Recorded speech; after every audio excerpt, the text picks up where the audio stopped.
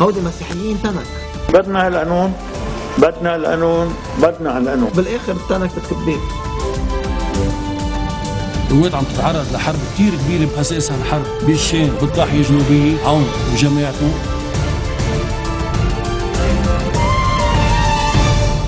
Bonjour à tous et merci de nous rejoindre sur Futur TV pour cette nouvelle édition de la rédaction.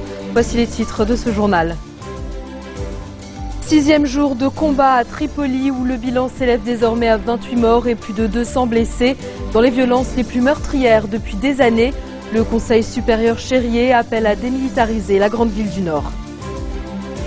Sami Jmaïel critique l'organisation des élections législatives sur base de la loi de 1960, estimant que cela représente une défaite pour les chrétiens.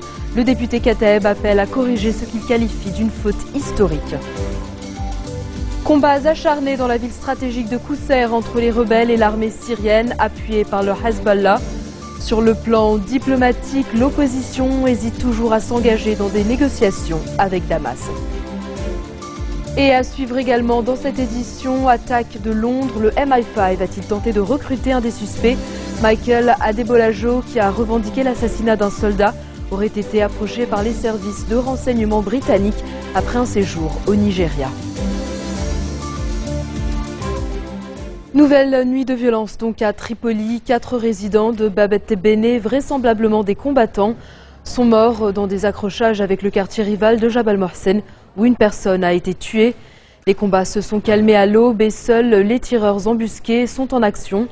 Au total, 28 personnes ont trouvé la mort dans les affrontements qui durent depuis maintenant 6 jours. 204 personnes au moins ont également été blessées dans ces combats, impliquant roquettes RPG, tirs de mortier, obus et armes automatiques. Il s'agit des violences les plus meurtrières depuis des années dans la grande ville du Nord-Liban. Le Conseil supérieur chérier, la plus haute instance sunnite du pays, a d'ailleurs appelé à démilitariser Tripoli. Le vice-président du Conseil a mis en garde contre des dérapages confessionnels et demandé aux forces de sécurité de remplir pleinement leur rôle. Sami Jmaïel affirme qu'organiser les législatives conformément à la loi de 1960 en vigueur représente une défaite pour les chrétiens. Lors d'un point de presse, le député du parti Kataeb a martelé que toutes les discussions sur une nouvelle loi électorale ne sont que pure mascarade. Selon lui, les politiques sont en train de commettre un crime et qu'il faut corriger cette faute historique. Sami Jmaïel a par ailleurs assuré qu'en consacrant la loi de 1960, ils ne font que proroger le mandat du Parlement actuel de 4 ans, estimant que les choses ne changeront pas au cours de ces 4 prochaines années, car ce sont les mêmes députés qui vont être réélus. Et pour sa part, le chef du parti démocrate libanais, Talal Arslan, a appelé à une prorogation de 2 ans du mandat du Parlement. S'exprimant à l'issue de sa réunion avec Nabih Berri, il a indiqué avoir demandé au chef du Parlement de proroger le mandat de la législature de 2 ans, car selon lui, la situation sécuritaire, notamment à Tripoli, ne permet pas des élections transparentes et démocratiques. Pour Ahmed Fetfet, le Liban doit jouer un rôle plus important au niveau international. Le député du bloc parlementaire du Courant du Futur s'exprimait dans le cadre de sa rencontre avec le ministre australien des Arts, Tony Burke, en visite à Beyrouth. Fetfet estime que cette visite souligne l'importance particulière que réserve l'Australie au développement au Liban, aussi bien au niveau politique qu'au niveau économique. De son côté, le responsable australien a noté que ces rencontres ont principalement porté sur les développements au Liban à l'ombre de la situation régionale et sur le dossier des déplacés syriens.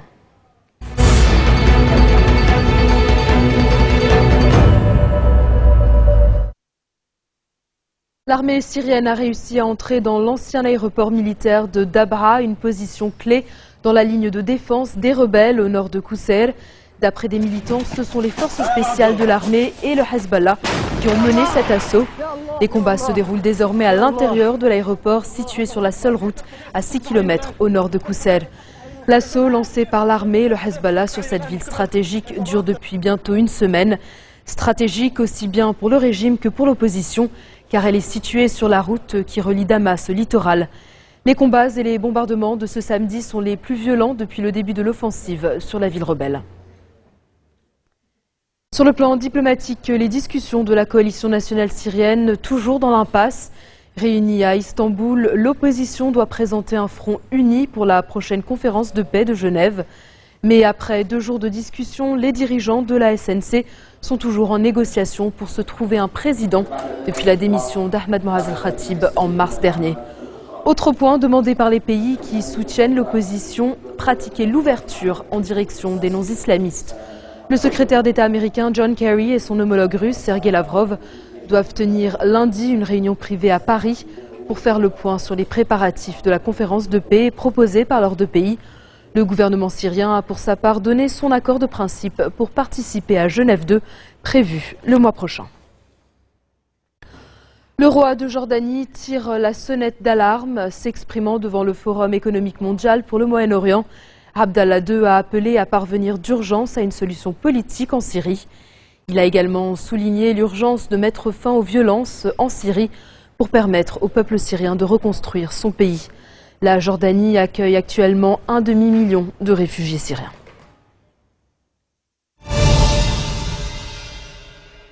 Dans le reste de l'actualité régionale, la résurgence des violences communautaires en Irak inquiète les États-Unis. Depuis le retrait complet des troupes américaines en décembre 2011, les attentats n'ont cessé de se multiplier dans le pays et les tensions entre les 2 communautés musulmanes ont été exacerbées par 2 années d'exactions en Syrie. Des tensions qui viennent s'ajouter aux problèmes déjà nombreux que l'administration Obama est contrainte de gérer au Moyen-Orient. Washington s'active donc dans les coulisses irakiennes pour tenter de restaurer un dialogue politique entre les parties. En 8 années de présence, les États-Unis ont dépensé plusieurs centaines de milliards de dollars et perdu 4 500 soldats pour tenter d'établir un semblant de démocratie en Irak. Des efforts guère payés en retour puisque les différentes factions ne sont toujours pas parvenues à s'entendre sur un accord de partage permanent du pouvoir. Coup d'envoi de la campagne présidentielle en Iran, Saïd Jalili, l'actuel secrétaire du Conseil suprême de la sécurité nationale et négociateur en chef du dossier nucléaire, a donné son premier meeting de campagne.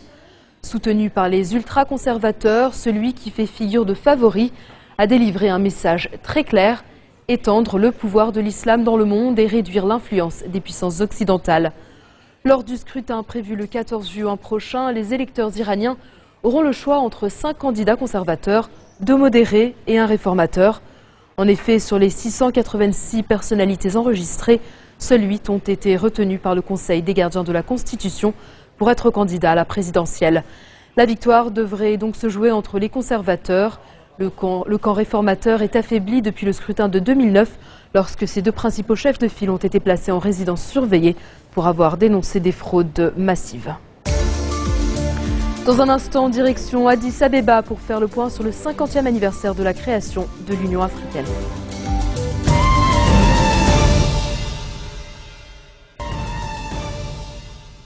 Au Royaume-Uni, les services secrets britanniques ont tenté d'approcher Michael Adebolajo, l'homme qui a revendiqué l'assassinat d'un soldat en pleine rue mercredi dernier à Londres.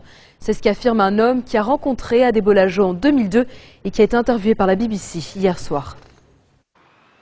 Les services secrets britanniques ont-ils tenté de recruter Michael Adebolajo, l'homme qui a revendiqué le meurtre d'un soldat mercredi dernier à Londres? C'est ce qu'affirme une de ses connaissances apparue hier soir sur la BBC.